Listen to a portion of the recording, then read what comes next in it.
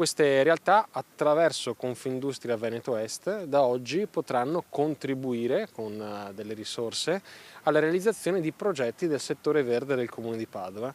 Il che vuol dire che potremo mettere a dimora nuovi alberi, aumentare il livello di manutenzione e di cura degli alberi esistenti, migliorare la valorizzazione dei giardini storici. Una collaborazione tra industriali e comune a servizio del verde pubblico, della sua manutenzione, ma anche della sua crescita. È questo il progetto che prende avvio dal Parco Franca Ongaro a Basaglia, nel cuore dell'Arcella.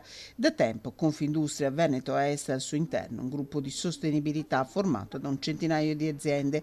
Avere a cuore l'ambiente e il verde migliora la vita anche delle attività produttive. Il percorso è avviato. Già un'indagine è stata fatta proprio all'interno del gruppo di sostenibilità.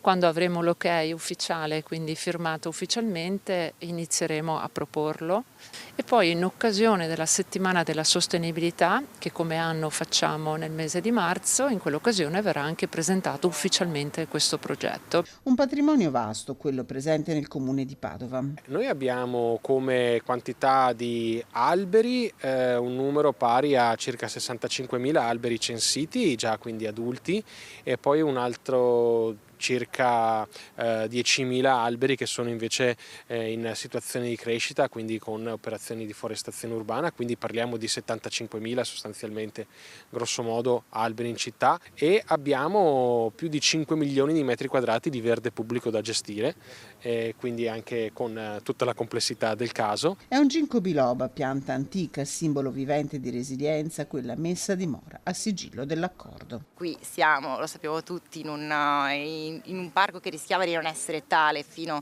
a 3 anni fa, quindi un'area recuperata verde, pubblica, comunale per la città, per questo quartiere, e quindi ancora più simbolico, ecco, cominciare da qui per poi andare in tutta la città.